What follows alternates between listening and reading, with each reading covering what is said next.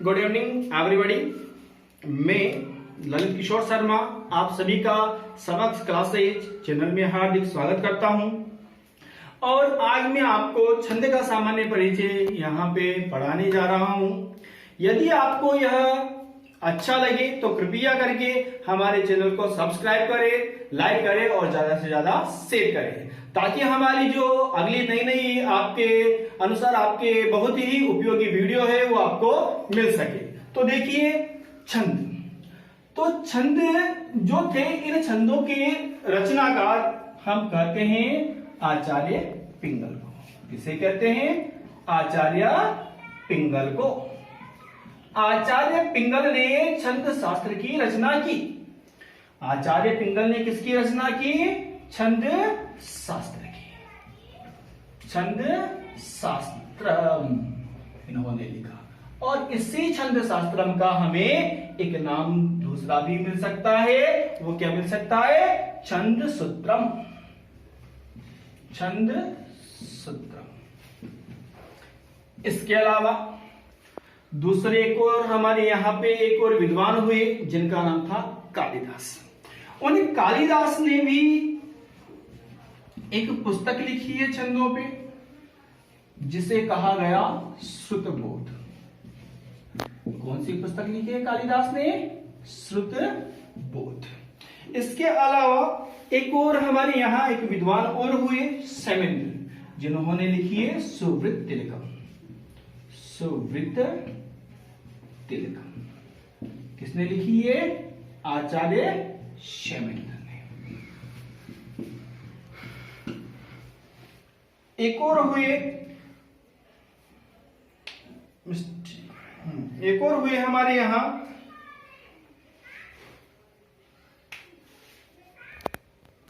एक और विद्वान हुए हेमचंद्र, जिनका नाम है, इन्होंने एक लिखी है छंदो अनुशासनम। छंदोनुशासनम ये लिखी है हमारे, देखिए इसका आप स्क्रीनशॉट लेना चाहो तो वो भी ले सकते हो आप। और ये हमारी जो पुस्तक लिखी थी, यह पुस्तक हमारे लिखी थी हेमचंद्र ने। किसने लिखी थी? हेमचंद्र ने। अब देखिए इसका आप स्क्रीनशॉट लेना चाहो तो ले सकते हैं। अब आगे हम छंद का सामान्य परिचय पढ़ेंगे। तो देखिए छंद की परिभाषा। छंद वास्तव में होते क्या हैं? तो छंद जो है, इन छंदों की परिभाषा आती है यहां पे कि यदाक्षरम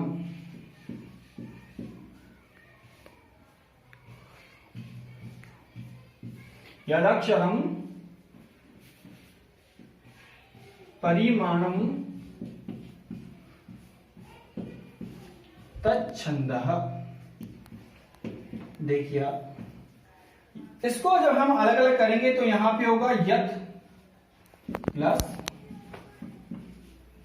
अक्षर और यहां पे होगा, अलग कर देंगे तो तत् प्लस छंद। अर्थात कि यत यानी जो अक्षरों की या वर्णों की परिमाण निश्चित संख्या बताता है, तद छंदम वही कहलाता है छंद। तो यहां पर परिभाषा हुई कि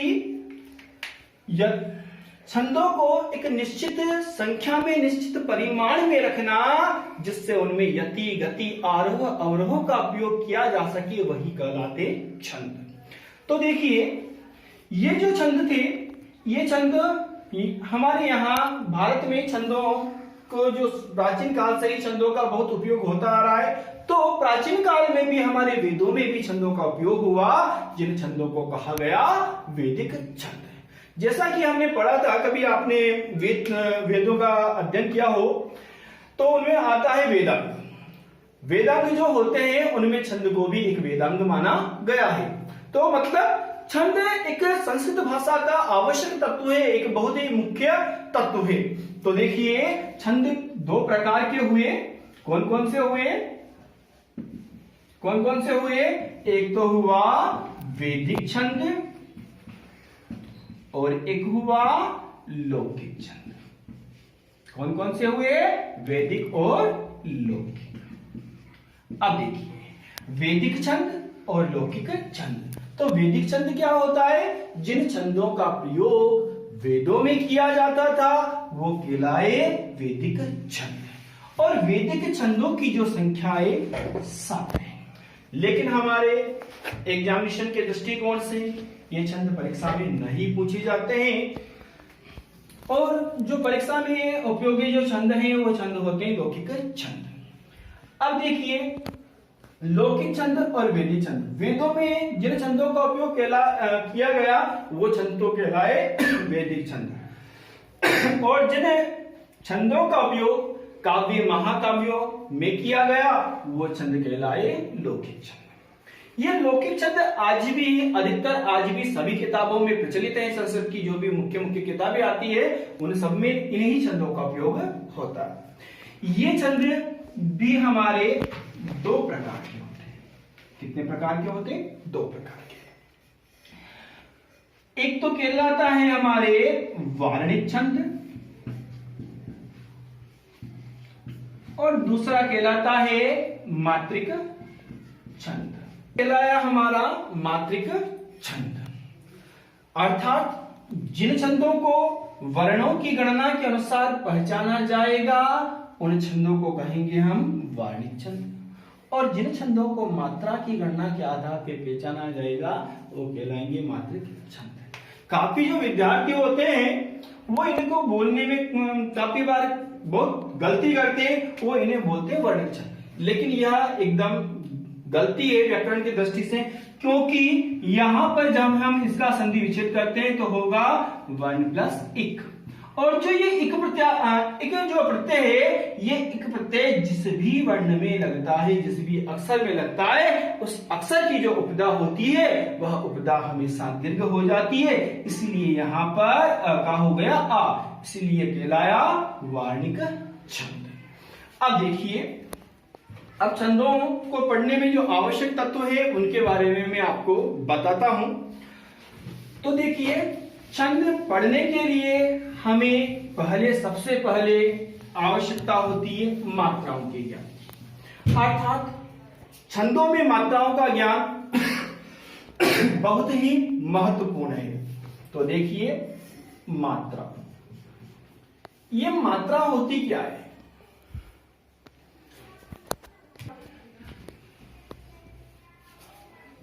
देखिए अब मात्रा अर्थात मात्रा किससे कहते हैं? मात्रा की परिभाषा क्या होती है? अर्थात वर्णों के उच्चारण में लगने वाला जो समय होता है वही कहलाता है मात्रा। मात्रा किसे कहेंगे? वर्णों के उच्चारण में जो लगने वाला जो समय रहेगा वह समय ही क्या कहलाता है? मात्रा कहलाता है। मात्रा किसे कहेंगे? वर्णों के उच्चारण में लगने वाला समय क्या कहलाया? मात्रा। और जो मात्रा होती है यह मात्रा होती है 3 प्रकार की। कितने प्रकार की होती है मात्रा? 3 प्रकार की मात्रा होती है। पहली मात्रा आती है ऋष्व मात्रा। कौन सी मात्रा आती है? ऋष्व मात्रा। दूसरी मात्रा आती है हमारे, रुको 1 मिनट रुको, दूसरी चल रही वीडियो 12 मिनट में रुक जाओ यार, शायद 10 मिनट में फिर अभी इसको जोड़ सकेगा अपन, जुड़ जाओ ना, एडिट हो जाओगे ना।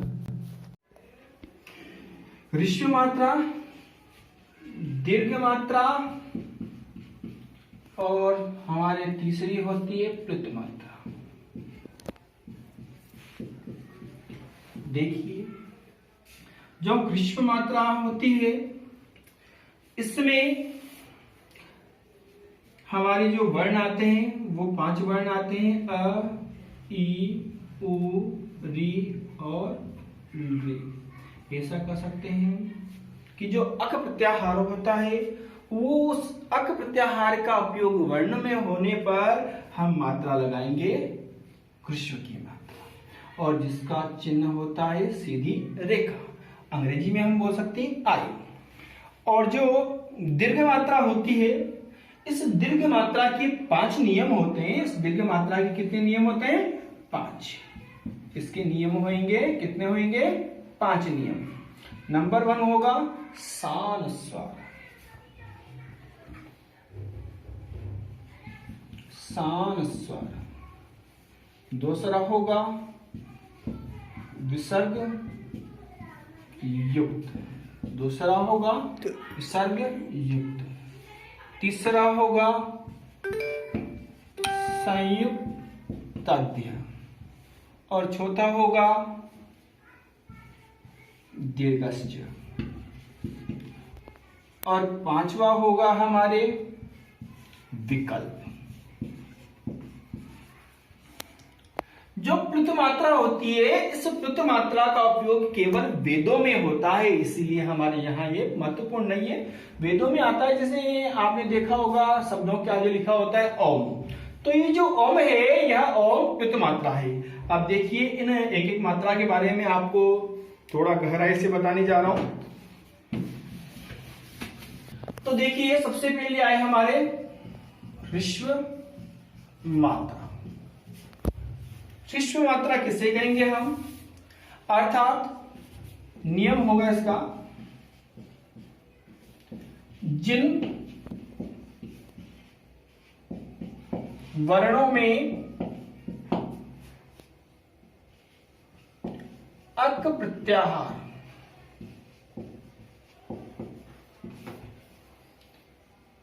का उपयोग मात्रा के रूप में हो। अब प्रत्याहार में कौन कौन से आते हैं? अ, ई, उ, री और री। फॉर एग्जाम्पल, जैसे किसी वर्ण आया हमारे पास संधों में कहीं कमल, तो देखिए यहां पे क में क्या है? अ, मात्रा लगाई हमने लघु की मात्रा। म में भी है अ, लघु की मात्रा, और ल में भी है अ, लघु की मात्रा। इस प्रकार लगेगी है। इसका केवल यह एक ही नियम है। और जो ह्रस्व होता है, इस ह्रस्व की मात्रा के चिन्ह के रूप में सीधी खड़ी रेखा का उपयोग किया जाता है। तो हम बोल सकते हैं मात्रा चिन्ह। मात्रा चिन्ह क्या होगा? सीधी रेखा, सीधी रेखा। हम इसे अंग्रेजी का आई भी बोल सकते हैं। अब इसके बाद में हम पढ़ेंगे दीर्घ मात्रा। तो देखिए दीर्घ मात्रा क्या होती है और इसके कौन कौन से उपयोग हैं और इसके कौन कौन से नियम हैं। तो देखिए दीर्घ मात्रा, दीर्घ मात्रा के 5 नियम हैं। नंबर 1 नियम आता है हमारा सानुस्वारः। कौन सा नियम आएगा? सानुस्वारः, अर्थात सह प्लस अनुस्वार। जिस वर्ण के साथ में अनुस्वार लगा हुआ हो, अर्थात वर्ण के ऊपर क्या लगा हुआ हो? अनुस्वार, वही वर्ण होगा दीर्घ। अर्थात जिस वर्ण के ऊपर अनुस्वार लगा हो वह वर्ण गुरु होता है। जैसे आया हमारे पास उदाहरण में आया राम, तो देखिए यहां पे राम में कौन सी? राम, और इसके ऊपर लगा हुआ है अनुस्वार। अब देखिए यहां पे म है, इस म के ऊपर क्या लगा हुआ है? अनुस्वार। क्या लगा हुआ है? अनुस्वार। इसीलिए यह म क्या हो गया? गुरु। ठीक। अब देखिए दूसरा नियम आया विसर्ग युक्त। विसर्ग युक्त, जिस वर्ण के पीछे विसर्ग जुड़ी हुई होती है वह वर्ण भी हमेशा गुरु होता है। जिस वर्ण के साथ विसर्ग का उपयोग हो वह वर्ण गुरु होता है। जैसे कुछ भी लिख सकते हैं अपन, श्यामा। यहां पे म के साथ क्या लगा हुआ है? विसर्ग, इसीलिए यह वर्ण भी हुआ गुरु। अब देखिए इनके बाद जो अगला नियम आएगा वह नियम है संयुक्ताध्याय। संयुक्ताध्याय मतलब संयुक्त प्लस आध्य, संयुक्त प्लस आध्य अर्थात संयुक्त वर्ण का आध्य यानी पहले वाला वर्ण। संयुक्त वर्ण जो होगा उस संयुक्त वर्ण के जो पहले वाला वर्ण होगा वह वर्ण भी हमेशा गुरु होगा। संयुक्त वर्ण के पहले वाला वर्ण गुरु होता है। जैसे हमने लिखा यज्ञ, यहां पे जो ज्ञ है यह क्या है? संयुक्त वर्ण। तो इस संयुक्त वर्ण का आद्य वर्ण हुआ य, इसीलिए यह भी क्या हुआ? गुरु। चौथा जो नियम आएगा हमारे पास वो आएगा दीर्घस च। कौन सा आएगा? दीर्घस च। संस्कृत भाषा में 8 मात्राओं को दीर्घ माना गया है और उन मात्राओं का उपयोग किसी वर्ण के साथ होने पर वह वर्ण गुरु होता है। जिन वर्णों में है आ,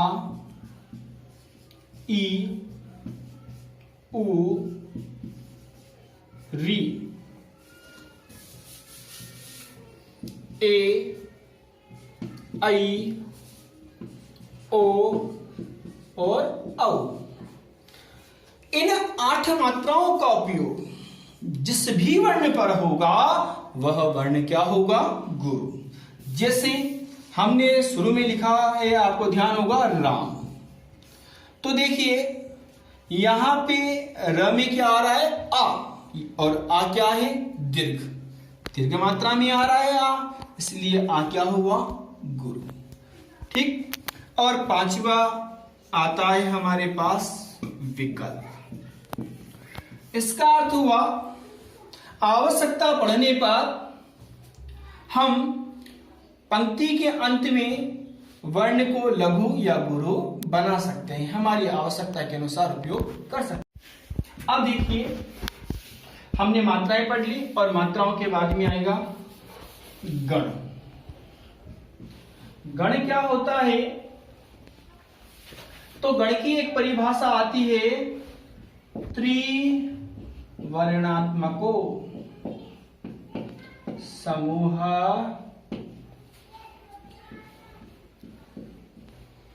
गणः उच्यते। अर्थात त्रि यानी 3, वर्णात्मको अर्थात वर्णों के समूह को गणः गण उच्यते कहते हैं। 3 वर्णों का जो समूह रहेगा उस समूह को हम क्या कहेंगे? गण कहेंगे। अब देखिए जो गण होते हैं इन्हें हम कैसे बनाते हैं? तो गण का एक सूत्र आता है, गण सूत्र कहते हैं हम। ये है य माता राज भान सलगा। क्या है? य माता राज भान सलगा। इससे हमारे गण बनेंगे 8। कितने गण बनेंगे? 8 गण। अब देखिए इससे हम गण कैसे बनाएंगे? जैसे परिभाषा को देखिए आप, त्रिवर्णात्मक समूह गण उच्यते, 3 वर्णों का समूह होगा वो गण कहलाएगा। तो पहला गण क्या बनेगा, य म और ता, 3 वर्ण हो गए यहाँ पे। अब इनको किस नाम से जानेंगे, तो यहाँ पे मुख्य वर्ण कौन सा हुआ, य, यानी परिवार का जो सदस्य होता है हमारा बड़ा, जो सबसे पहले होता है उसी के नाम से परिवार का नाम जाना जाता है। तो इसीलिए इस गण को किस नाम से जानेंगे हम, य का गण, और इसीलिए हम इसे बोल सकते हैं य गण। अब देखिए, और यहाँ पे चिन्ह कौन सा बनेगा, य म और ता। तो इससे हम जब बनाएंगे तो देखिए, य में क्या आ रहा है, अ, तो चिन्ह होगा लघु। म में क्या आ रहा है, आ, गुरु। ता में क्या आ रहा है, आ, गुरु। तो इसका चिन्ह क्या बना, लघु, गुरु और गुरु। अब दूसरा क्या हुआ, देखिए य का तो बना लिया हमने, अब यहां से बनेगा दूसरा, तो क्या होगा, मुख्य वर्ण कौन सा हुआ, म, इसीलिए हम इसे बोल सकते हैं मगण। क्या बोल सकते हैं, मगण। तो बनेगा मा, ता और रा। अब देखिए इसमें तीनों में क्या आ रही है, आ की मात्रा, इसलिए इसका क्या बनेगा, सर्व गुरु। सभी में क्या आ जाएगा, गुरु का चिन्ह आ जाएगा। तीसरा गण बनाएंगे हम त से, तो क्या बनेगा, ता, रा, सॉरी क्या बनेगा, तगण। और इसका चिन्ह क्या होगा, ता, रा और ज।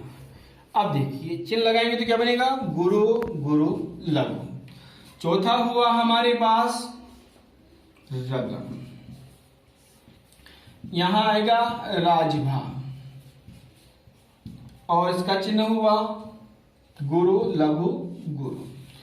पांचवा बना हमारे पास जभान, यानी जगण, और ज, भा और न। और मात्राएं लगाने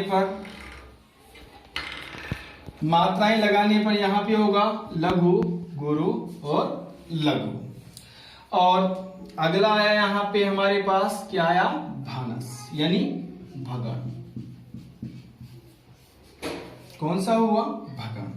यहां पे चिन्ह बनेगा भानस। तो देखिए यहां पे मात्रा लगाएंगे, भा, गुरु, न, लघु और समय अ, लघु। और अगला बना हमारे पास नसल। कौन सा बना, नसल।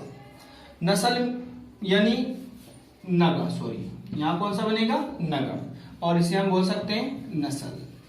मतलब न में अ, स में भी अ और ल में भी अ। और अगला बनेगा हमारे पास सलगा। आठवां बनेगा सगण, और इसे कहेंगे हम सलगा। और चिन्ह लगाएंगे तो क्या बनेगा, लघु, लघु और गुरु। अब देखिए आगे 3 वर्ण नहीं आ रहे हैं, आगे 3 वर्ण नहीं आ रहे, इसलिए गण नहीं बनेगा। तो हमारे गण कितने बने, 8, 5, 6, 7 और 8। देखिए पहला बना यगण, इसमें आगे कौन सा वर्ण है, लघु, तो इसे हम बोल सकते हैं आदि लघु। फिर दूसरा बना मगण, और इसमें सभी क्या है, गुरु, इसलिए हम इसे बोल सकते हैं सर्व गुरु। तीसरा हमारे पास आया तगण। तगण में क्या है, अंत में लघु है, इसीलिए इसे बोल सकते हैं अंते लघु। चौथा आया हमारे पास रगण, इसमें मध्य में क्या है, लघु, इसलिए इसे बोल सकते हैं मध्य लघु। फिर आया जगण, जगण में क्या है, शुरू में लघु, इसलिए इसे बोलेंगे आदि गुरु।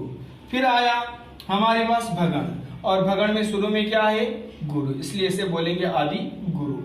फिर आया नगण, और नगण में क्या है, सभी लघु, इसलिए इसे बोलेंगे सर्व लघु। और आया सलगा, इसके अंत में क्या है, गुरु, इसलिए बोलेंगे इसे अंते गुरु। अब देखिए जब हम आगे चलेंगे तो हमारे पास आएगा यति। अब ये यति क्या होती है, तो छंद का जब हम उच्चारण करते हैं तो हम श्वास लेने के लिए थोड़ी देर विश्राम करते हैं छंद में। तो आपने देखा होगा काफी श्लोकों के बीच में ये चिन्ह लगा हुआ होता है कोमा का, और यही चिन्ह कहलाता है यति। तो यति किसे कहेंगे, श्लोक का या पंक्ति का, श्लोक का उच्चारण करते समय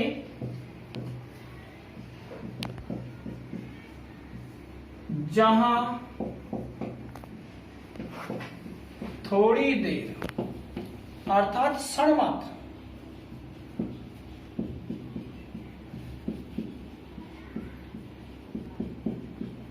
रुका जाता है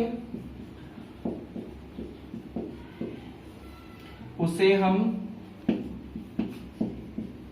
यति कहते हैं। अब देखिए ये तो सामान्य जानकारी हो गई और हम हमारा अगला जो छंद होगा वह छंद प्रारंभ करेंगे।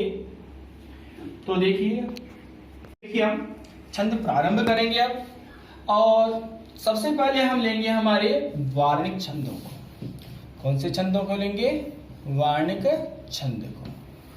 तो वार्णिक छंद किसे कहेंगे? जिन छंदों को वर्णों की गणना के अनुसार पहचाना जाता है उन्हें कहते हैं हम वार्णिक छंद। अब देखिए वार्णिक छंदों में जो सबसे पहले आएगा हमारे पास वो आएगा अनुष्टुप छंद। कौन सा आएगा? अनुष्टुप छंद। यह अनुष्टुप ऐसा छंद है, कभी एग्जाम में आ जाए तो, अनुष्टुप ऐसा छंद है जो वैदिक छंद भी है और लौकिक भी है। इस पृथ्वी पर जब छंदों का सबसे पहले जो प्रारंभ हुआ था उस प्रारंभ में अनुष्टुप छंद ही आया था ऐसा कहा जाता है। और अनुष्टुप छंद का उपयोग महर्षि वाल्मीकि ने भी अपने रामायण में किया गया है। अर्थात जो रामायण नामक महाकाव्य लिखा हुआ है वो संपूर्ण महाकाव्य अनुष्टुप छंद में ही लिखा गया है। तो अनुष्टुप छंद होता है, इसके एक चरण में होते 8 वर्ण। कितने वर्ण होते? 8। अब देखिए इसकी जो लक्षण होता है इस छंद का, वह लक्षण होता है कि श्लोकी षष्ठम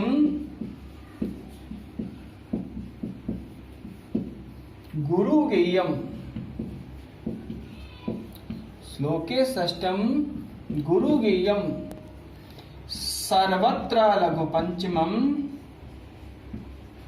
सर्वत्र लघु पंचमम द्वि चतुष्पादयो ऋष्वम सप्तमम दीर्घ मनीय। अर्थात श्लोके षष्ठम गुरु गेयम सर्वत्र लघु पंचमम द्विचतुष्पादयो विश्वम सप्तमम दीर्घ मनीय। श्लोक में षष्ठम यानी छठा वर्ण गुरु गेयम गुरु होता है। श्लोक में जो छठा वर्ण होगा वह वर्ण क्या होगा? गुरु। सर्वत्र सभी पंक्तियों में, और लघु पंचमम और 5वां वर्ण होगा लघु। मतलब सभी पंक्तियों में जो छठा वर्ण होगा वह तो होगा गुरु, और जो 5वां वर्ण होगा वह 5वां वर्ण होगा लघु। फिर आगे आया द्विचतुष्पादयो विष्णु, दूसरे और चतुष यानी चौथी, पादयो अर्थात चरणों में, चरण किसे कहते हैं? पंक्ति को। दूसरी और जो चौथी पंक्ति आएगी उसमें विश्वम लघु होगा। कौन सा? सप्तमम 7वां वर्ण। दीर्घम दीर्घ होगा। अन्ययो अन्य में, अर्थात कौन सी बची अन्य?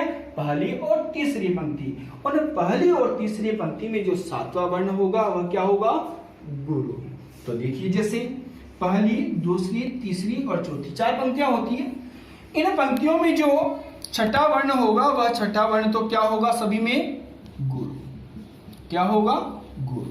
और जो 5वां वर्ण होगा वह 5वां वर्ण होगा लघु। ठीक, ये क्या होगा? सभी में होगा।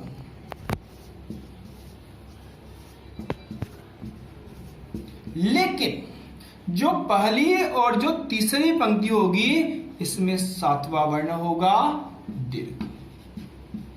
7वां वर्ण कौन सा होगा? दीर्घ। और इनके अलावा जो दूसरी और जो चौथी पंक्ति होगी इसमें 7वां वर्ण होगा लघु। ठीक है। अब देखिए इसका उदाहरण आएगा। इसका उदाहरण देख सकते हैं हम, बहुत ही प्रसिद्ध उदाहरण है। अस्ति यद्यपि सर्वत्र नीरं नीरजराजितं रमते नमरालस्य मानसं मानसं विना। अस्ति यद्यपि सर्वत्र नीरं नीरज राजितम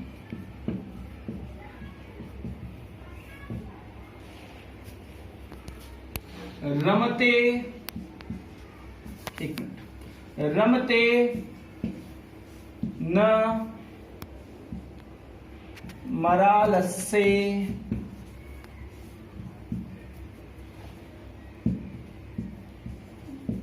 मानसम मानसम विना। अब देखिए, जैसा कि कहा गया है कि अस्ति यद्यपि सर्वत्र नीरम नीरजराजितम रमते न मरालस्य मानसम मानसम विना। तो देखिए, इसमें सबसे पहले तो क्या करते हैं, वर्णों की संख्या की गणना करते हैं। वर्ण कितने होने चाहिए, 8। जैसे 1 2 3 4 5 6 7 8। इनमें जो आधा वर्ण होगा, इस आधे वर्ण की कभी गणना नहीं की जाती। तो पहली पंक्ति ये है, दूसरी ये है, तीसरी ये और चौथी ये हुई। तो देखिए, इसमें कहा गया है कि श्लोक के षष्ठम छठा वर्ण क्या होगा, गुरु। तो 1 2 3 4 5 और 6। अब देखिए, हमने एक नियम पढ़ा था, संयुक्त अध्याय संयुक्त वर्ण का आदि। यहाँ पे व में क्या मिला हुआ है, र, इसलिए यह वर्ण क्या होगा, गुरु। और इसका आद्य वर्ण हुआ स, इसलिए क्या हुआ, गुरु। इसमें देखिए यहाँ पे क्या आ रहा है, आ, तो गुरु हुआ। इसमें देखिए यहाँ पे छठा वर्ण आ रहा है आ, गुरु हुआ। इसमें छठे वर्ण के ऊपर लगी हुई है अनुस्वार, इसलिए ये वर्ण भी क्या हुआ, गुरु हुआ। एक मिनट आगे, फिर कहा कि सर्वत्र लघु पंचम, और सभी में जो पांचवा वर्ण होगा वो क्या होगा, लघु। यहाँ पे प में छोटी की मात्रा लगी हुई है, लघु। ज में क्या है, अ, लघु। यहाँ पे देखिए म में क्या है, अ, लघु। यहाँ पे न में क्या है, अ, लघु। फिर कहा, आगे क्या कहा कि द्विचतुष्पादयो ह्रस्वम्, अर्थात दूसरी और चौथी पंक्ति में, दूसरी और चौथी पंक्ति में जो ह्रस्वम् लघु होगा, कौन सा, सप्तमी। तो छठा वर्ण ये है, तो इसमें सातवां वर्ण कौन सा हुआ, ज। इसमें कौन सी मात्रा लगी हुई, छोटी ई की, ये हुआ लघु। और यहाँ पे इसमें भी छोटी की लघु। फिर कहा दीर्घम अन्ययो, अन्य में क्या होगा, दीर्घ हुआ। अन्य कौन सी बची, पहली और तीसरी। तो इसमें देखिए कि यह जो हुआ व, इस व के पीछे भी संयुक्त अक्षर आ रहा है, इसलिए यह हुआ गुरु। और इसके पीछे भी क्या है, संयुक्त अक्षर, यह हुआ गुरु। तो ये हमारा अनुष्टुप छंद यहाँ पे खत्म हुआ। और अगली वीडियो में मैं आपके जो बाकी छंद है वो लेके आऊंगा। तब तक के लिए नमस्कार, धन्यवाद।